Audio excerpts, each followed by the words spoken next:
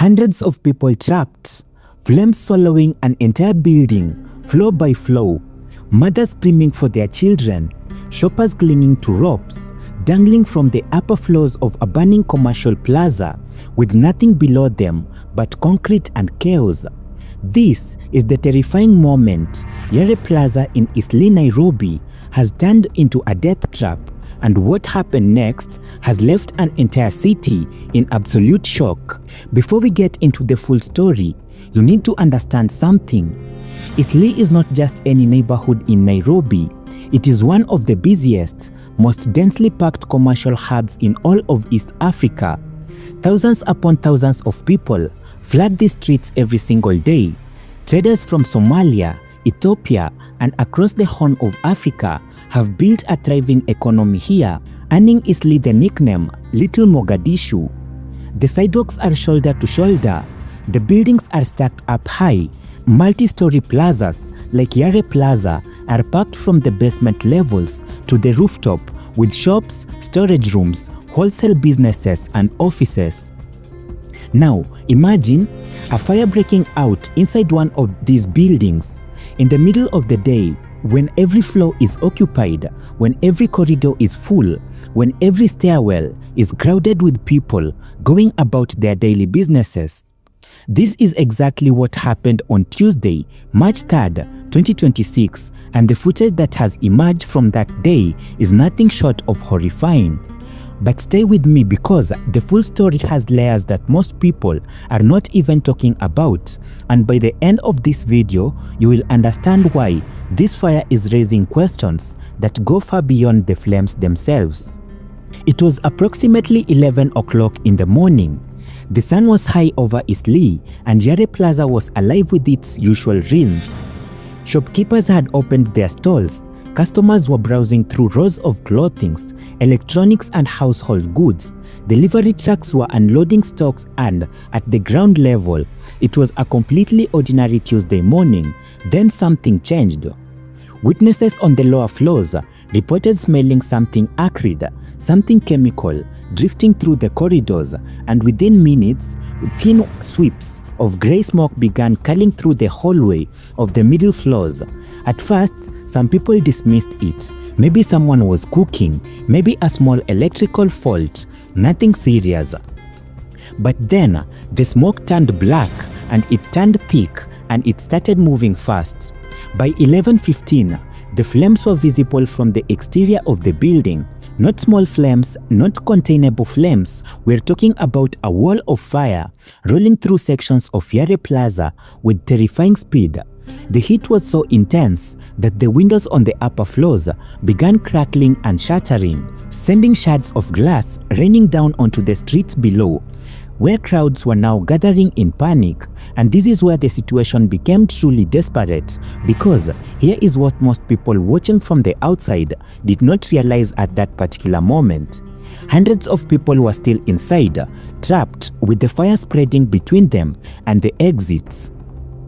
Now, I need you to picture this from a perspective of someone who was inside Yare Plaza when the fire broke out, because the footage that survivors captured on their phones tells a story that no news headline can fully communicate. One video shared widely across social media within hours of the incidents shows a narrow corridor on what appears to be the third or fourth floor.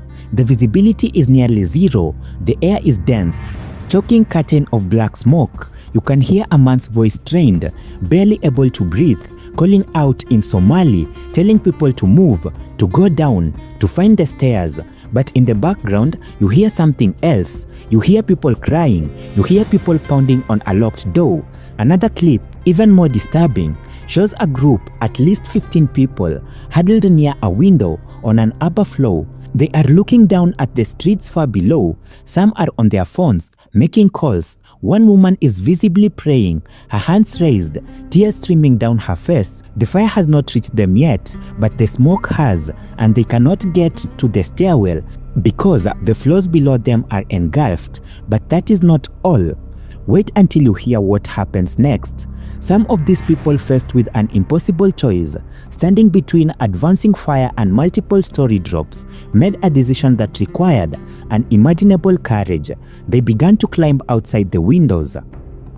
This is the part of the story that stopped Nairobi to its tracks, the part that made the entire country hold its breath. With the stairwells blocked by fire on several floors and smokes filling every room and corridor, people began improvising escape routes that defy belief. Videos from multiple angles show individuals climbing out of windows on the upper floors of Yare Plaza, grabbing onto electrical cables, ropes fashioned from fabrics, even drainage pipes, and sliding down the exterior of the burning building. One piece of footage, which has now been viewed millions of times across platforms, shows a young man, possibly in his 20s, lowering himself from what appears to be the 5th floor using a thin cable. His hands are gripping with everything he has. Below him, the crowd is screaming. Some are cheering him on, some are covering their eyes, unable to watch. He descends slowly, agonizingly slowly, swinging slightly in the wind, with smoke pouring out of the windows just a few feet above his head. When he finally reaches a point where bystanders can grab him and pull him to safety, the crowd erupts. People are crying and people are embracing a stranger. But he was not the only one. Another video shows a group of people on a mid-level floor creating a human chain to help others across to a neighboring building. They have managed to position a plank or some kind of a narrow board between two structures, and one by one people are inching across this makeshift bridge high above the streets with nothing to catch them if they slip. The terror in their eyes is unmistakable, but so is the determination. And then there are moments that are harder to talk about. Now let us talk about the response. The Nairobi City County Fire Brigade was dispatched to the scene shortly after the first emergency calls came in. Firefighters arrived and immediately began working to contain the blaze and prevent it from spreading to the surrounding buildings, which, given the density of Eastleigh's commercial district, was a very real and a very dangerous possibility. Several adjacent structures were at risk, and the narrow streets made maneuvering fire trucks and equipment incredibly challenging. Reports from the ground indicate that Red Crescent teams were also present, assisting the evacuation efforts and providing first aid to those who had escaped the building, suffering from smoke inhalation, burns, and injuries sustained during their frantic escape. Eyewitnesses on social media reported that the initial response felt slow. Some claimed that the valuable minutes passed before fire crews were on site and operational. Others have pointed out that the water pressure from the hoses seemed insufficient to combat a fire of this scale in a building of this height. Now, it is important to note that these are witnesses' accounts shared in the immediate chaos of the moment. What is clear, however, is that the firefighters and emergency responders who were on the scene worked under extreme conditions. The heat was immense, the smoke was blinding, and the knowledge that people were still trapped inside added an urgency that is still difficult to overstate.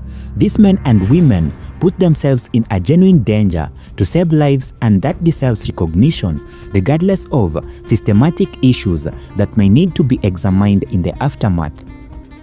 By late afternoon, the operation is still ongoing. The fire had not been fully extinguished, and the full extent of the damage, both to the building and to the people inside it, was still unknown. As of the latest reports available, no fatalities have been officially confirmed. Let me repeat that, because in a fire of this magnitude, involving a building of this size, in a district so crowded, that statement carries enormous weight. No fatalities have officially been confirmed. However, and this is critically important to understand, rescue operations are still ongoing. Well into the evening hours, the building had not been fully searched. Several floors remained inaccessible due to structural damage and lingering fire. The true human cost of this disaster may not be known for hours or even days. What we do know is that property of significant but as yet undermined value has been destroyed.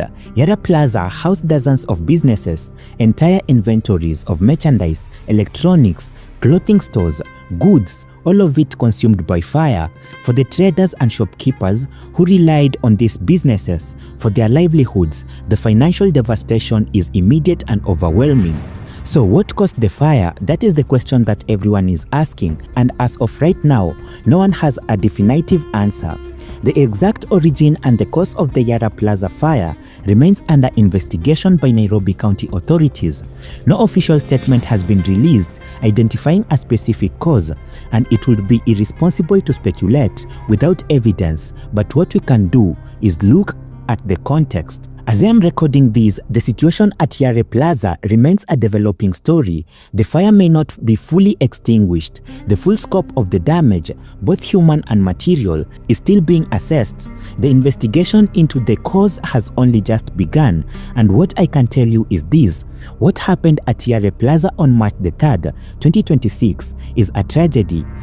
It is a tragedy for the individuals who were trapped inside a burning building and had to fight for their lives. It is a tragedy for the business owners who watched their livelihoods turn to ash. It is a tragedy for a community that has once again been forced to confront the devastating consequences of a disaster that many believe could have been prevented.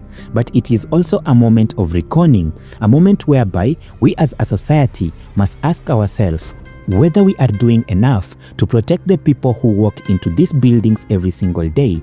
If you are in the Eastleigh area, or if you have a loved one who may have been near Yare Plaza today, please follow official updates from the Nairobi County government and local emergency services for the most accurate and up-to-date information.